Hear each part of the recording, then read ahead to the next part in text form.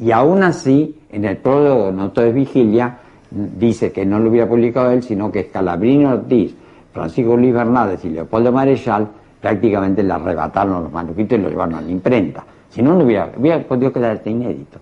Sin embargo, siempre escribiendo. Siempre escribiendo. Es como si una cosa que era distinto el de escribir del publicar. ¿Para quién escribía? No sé, para la posteridad, para sí mismo, para no se sabe. Macedonio tenía fotofobia, no sé si ese dato lo tenías. O sea, el tipo escribía en la oscuridad con una vela dentro del ropero. A eso me contó alguien. O sea, el tipo abría un ropero, ponía una vela y ponía el libro acá arriba, porque no podía haber luz delante de él, ¿no? O sea, esos tipos que han llegado a límites donde la alteración perceptiva de la vida cotidiana es ya inquietante. Alguien que quiso incluso llevar a la práctica lo que pensaba desde muy joven, después no lo pudo hacer y después otras circunstancias de la vida y todo lo demás. Yo creo que tenía mucha necesidad de escribir y mucho menos de publicar. Y yo creo que la escritura para Macedonio es justamente lo que hace que no sea un loco.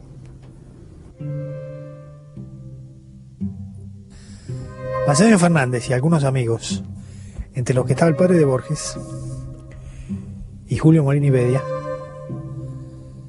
intentaron a fines del siglo XIX, hacia 1897, fundar una comuna anarquista en una isla.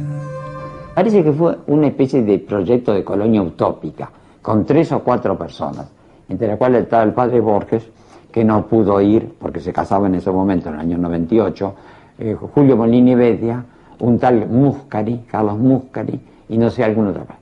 Ahora, ¿qué contenido tenía?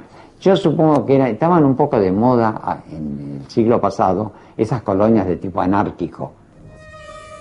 Y se instalaron en esa isla, casi cerca de la frontera con el Paraguay, e hicieron lo que hacen, o lo que han hecho a lo largo de los siglos y a lo largo de la historia, muchos que han buscado una isla para escaparse, ¿no? Como si fueran náufragos de la sociedad, digamos así. Yo lo que me acuerdo, haber oído, sí, no sé si ya por broma, ¿no?, que la idea era de comunidad de mujeres. Ojo, en Buenos Aires o Paraguay, es una idea platónica, ¿no? Claro, poniendo mucho el acento en la comunidad, esa es la idea, ¿no? En eso sería supuesto, quizás eso fuera medio broma, no. Porque también se acordaba otra cosa, que era también comida, una comida única, un gran fuente única de comida y todos sirviéndose la única. Todo lo que se va a fomentar la comunidad, lo que sea, ¿no? Pero todo eso no tiene mayor sustancia, así que no sé. De la experiencia de la comuna anarquista, de hecho lo que queda es el libro de Julio Molini Bedia, que se llama La Nueva Argentina, que es una especie de programa utópico, ¿no es cierto?, construido a partir de lo que podríamos considerar los restos de esa experiencia. Ahora, a la vez yo tengo la certeza de que toda la obra de Macedonio puede ser leída como una suerte de archivo de esa sociedad perdida, como si Macedonio hubiera sido el cronista de esa sociedad futura, a la que él de hecho siempre volvía, como para buscar nuevos testimonios, y toda su obra es, en un cierto sentido, como la versión fragmentada, ¿no?, de lo que era ese universo, del que en un sentido él era al mismo tiempo el cronista y el testigo y el héroe, ¿no? Y me parece entonces que si uno lo imagina en esas piezas aisladas de pensión, que funcionaban como una especie de isla mínima, escribiendo con esa letra que los años variaban, ¿no?, que iba modificándose, escribiendo la crónica de ese lugar perdido, tratando en algún sentido de rescatar, ¿no?, la fuerza de la ilusión. Hay una frase de Macedonio que a mí se me pareció que condensaba toda esta noción, ¿no? Dice Macedonio en una carta a Borges: emancipémonos de los imposibles, de todo lo que buscamos y creemos a veces que no hay, y peor aún, que no puede haber.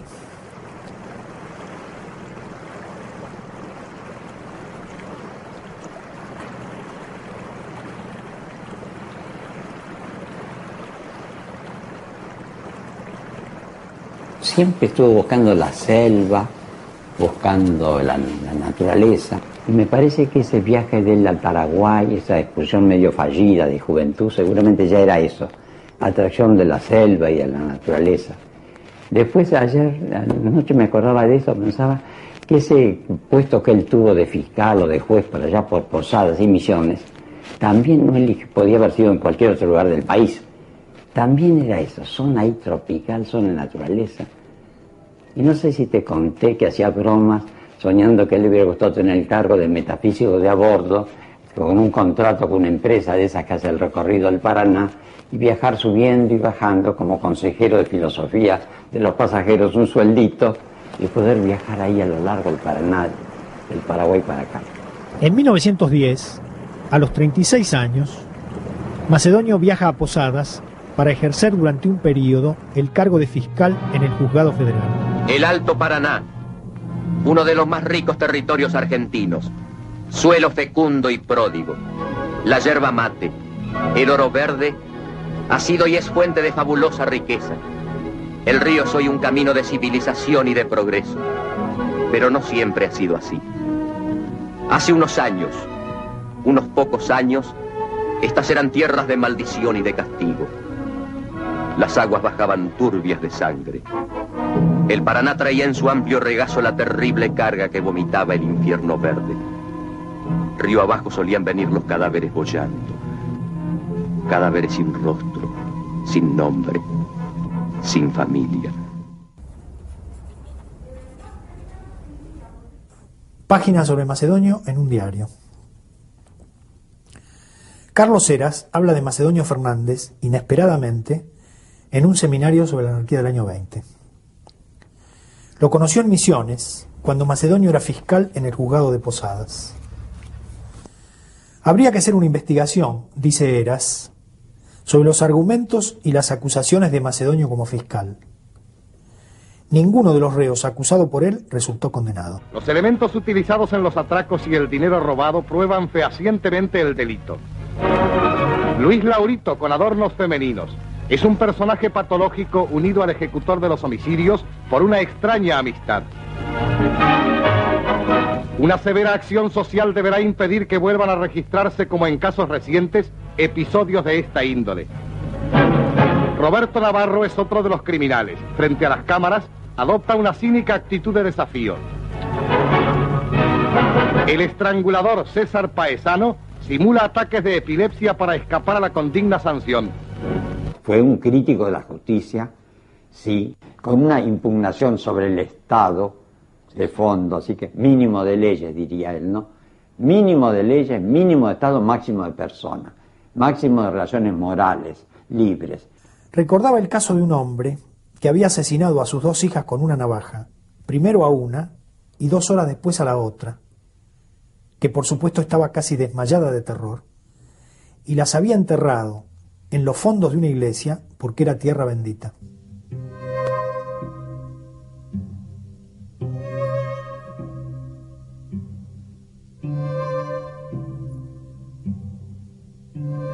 Macedonio logró construir una acusación que hizo casi innecesaria la condena. Heras dijo que el argumento de Macedonio consistió en sostener que el hombre había matado a sus 2 hijas, una de 12 y otra de 14, porque no quería verlas condenadas a repetir la vida de su madre, que había terminado loca, ni la de la hermana mayor, Elisa Barrios, una conocida cancionista popular.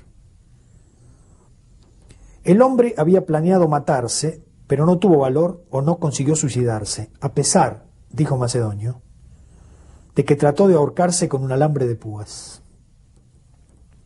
El hecho de que hubiese usado un alambre de púas se había convertido en un elemento central en la acusación de Macedonio.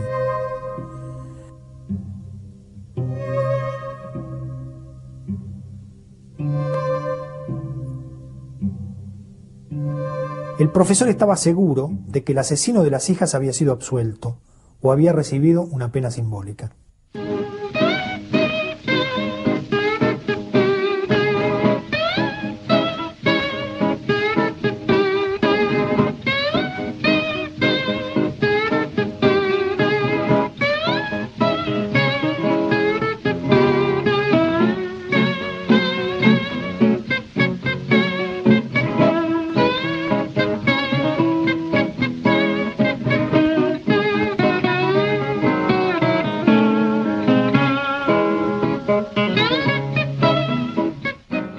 Hacia 1923, Macedonio es descubierto por Borges y otros jóvenes escritores que se convierten en sus discípulos. Oliverio Girondo, Leopoldo Marechal, Raúl Scalabrini Ortiz.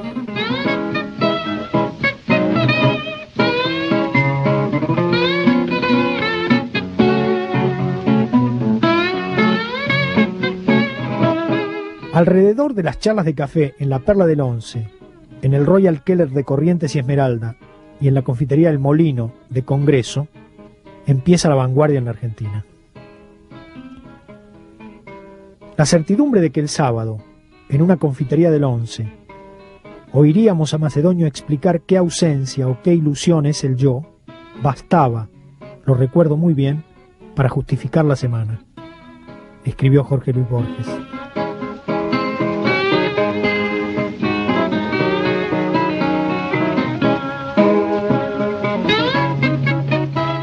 En 1927, varios amigos de Macedonio lanzan en el diario Crítica, en un suelto, la candidatura a presidente del escritor.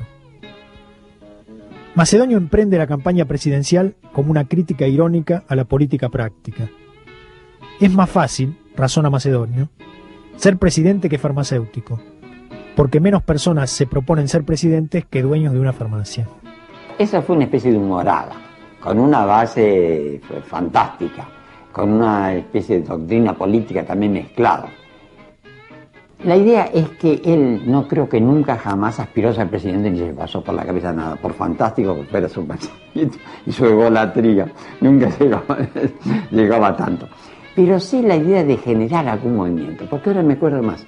Me acuerdo que hay unas cartas en 1917-18, su primo hermano Marcelo del Mazo, que están recogidas en el epistolario, donde habla con neto contenido de un movimiento. Y Macedonio dice que él cuenta con gente muy responsable de acá para generar algo. La carta a Marcelo del Mazo de 1920. ¿Cuándo podríamos conversar? Deseo hablarte de ciertos planes de acción política marginal, diré, cuya conjectura habrá de interesarte. Al mismo tiempo, unos amigos jóvenes escritores desean ponerse en inteligencia con Mertens para cierto objeto circunstancial. Con estos jóvenes hemos convenido reunirnos el lunes, pasado mañana, en el bar del Molino, Rivadavia y Callao, donde yo estaré desde las 3 hasta las 7. Yo me acuerdo de todo ese sistema de Macedonio que me parecía desopilante, que él decía que está bien como lectura de la política, que la política consistía en corregir alteraciones que uno introducía. Entonces él iba a introducir escalones desparejos, que la gente se tropieza, iba a introducir cucharas de papel que se disuelven cuando vos querés revolver el café, unas monedas chiquititas que pesaban muchísimo, unas monedas grandes que no pesaban nada, y que cuando todo el mundo estuviera harto de todo este tipo de alteraciones de la realidad, él se proponía presidente para corregir esa misma alteración de la realidad, ¿no? Era casi como un portador de las palabras y de las ideas y de una conversación y de una cosa donde él va tirando cositas así, pero es como que no hiciera nada, donde la idea es mucho más importante que hacer, ¿no? El proyecto es un proyecto, todo el tiempo es un proyecto. La forma con la que cómo concretiza la nada Macedonio, ¿no? Es impresionante. Y entonces crean como una especie de agujero negro, ¿no? Es como si fuera un hueco misterioso, que esto es lo que crea la inquietud. Y yo me doy cuenta en situaciones que me han pasado que me acuerdo por Macedonio. La otra vez yo caminaba en dirección al Colón por la calle como Cerrito, una de esas, y al torcer hacia la Plaza de la Valle me ataja un fotógrafo, padre de una pianista famosa, una cosa, de un hombre en el extranjero, y me dice: usted seguramente va al Colón. Digo, yo no voy al Colón. Ah, yo creí que usted iba al Colón. Y entonces quería avisarle que el concierto de hoy se suspendió hasta el viernes. Entonces yo le dije: bueno, yo no iba al Colón, pero de todas maneras, muchas gracias. Bueno, esa es una situación típicamente macedoniana, que yo ni me acordaría de ella si no me la hubiera cantado en otras historias macedonios.